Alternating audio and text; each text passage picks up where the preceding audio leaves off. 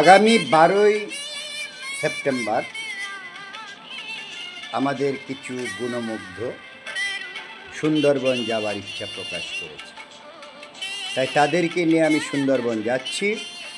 আগামী 12 তারিখ শুক্রবার রাত্রিবাস, শনিবার রাত্রিবাস, রবিবার সম্পূর্ণ সুন্দরবন ভ্রমণ করে আমরা বন্যরা বনে সুন্দর সেই যখন আমরা ঝাঁকে ঝাঁকে হরিণ তারা নিজেদের মুক্ত মনে ঘুরে বেড়াচ্ছে দেখতে পাবো।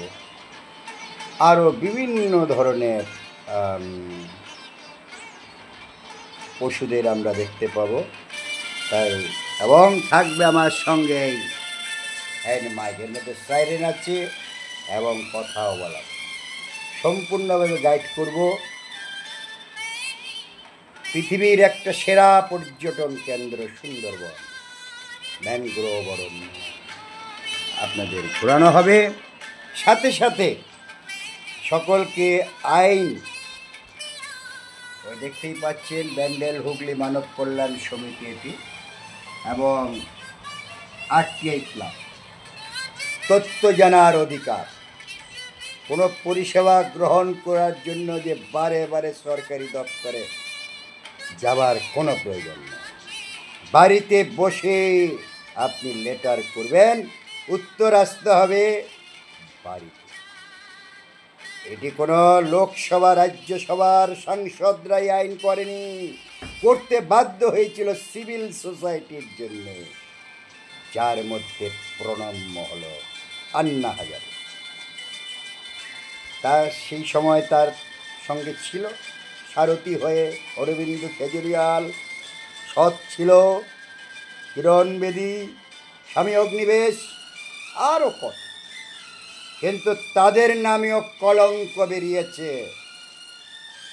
ভারতের প্রথম আইপিএস কিরণ বেদী মহিলা, তার নামেও কলঙ্ক। আর অরবিন্দ কেজরিওয়াল তিনি তো সংশোধনারে গিয়েছেন, সংশোধন হচ্ছে। কি গান এটা! আমার মেয়ের বিয়েতে প্রথম বড় খুব নেচেছিলাম আনন্দে। নিজ ধর্মে নিজ সম্প্রদায় বিবাহ দিয়েছিলাম আমার বড় কন্যাকে এবং আমার ছোট কন্যাকে আমার নিজ ধর্ম এবং সম্প্রদায়। সেই পিতার আনন্দ হবে না?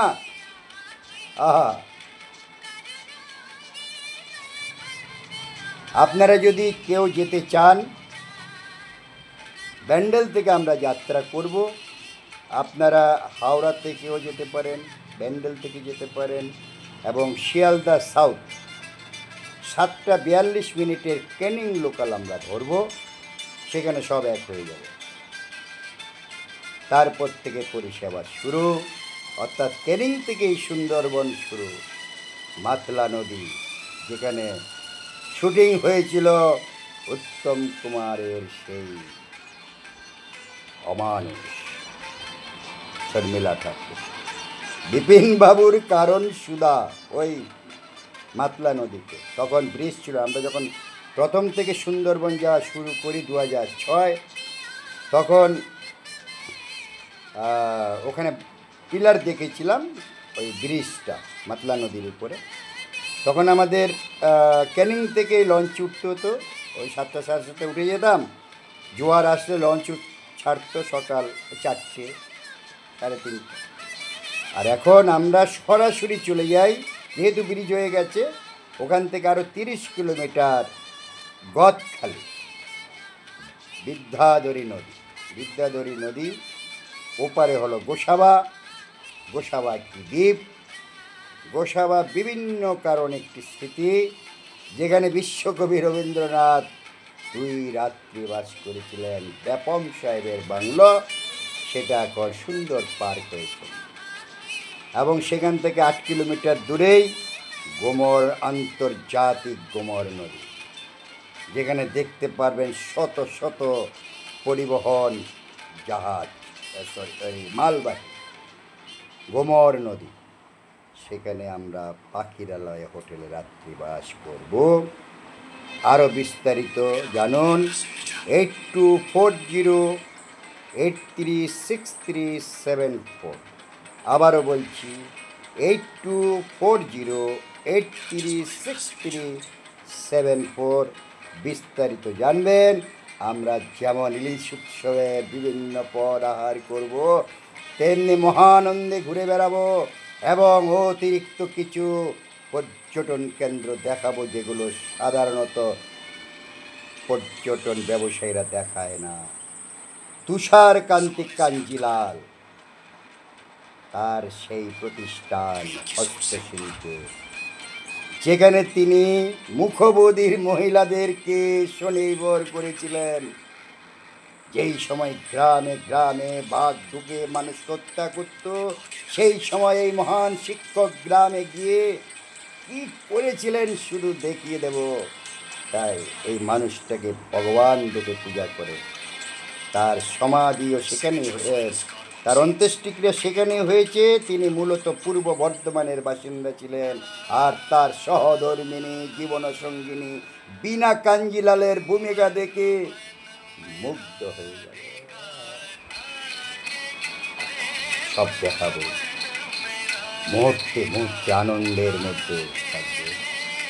আর পরিষেবা, যে যেমন পরিষেবা নিতে চাইবেন ঠিক সেইভাবেই আমি পরিষেবা দেব। এই 3 দিনের প্যাকেজ সর্বমূল্য আমি 3000 মাত্র ধার্য করেছি। অতিরিক্ত পরিষেবা নিতে গেলে, যেমন শীততাপ নিয়ন্ত্রিত কক্ষে থাকতে গেলে তার অতিরিক্ত পরিষেবা দিতে হবে। বিষয়গুলো রয়েছে। নমস্কার। এই যে গত কয়েকদিন আগে কি রাধাষ্টমী ছিল, অনেকে বলছে কৃষ্ণাষ্টমী এত জাঁকজমক করে হয়, রাধাষ্টমী কেন হয় না? এই রাধাষ্টমীতে আমি খুব নেচেছি। মধুবন মে রাধিকা নাচে রে, কৃষ্ণ মুরলিয়া বাজে। মোহাম্মদ রফির অকাদান।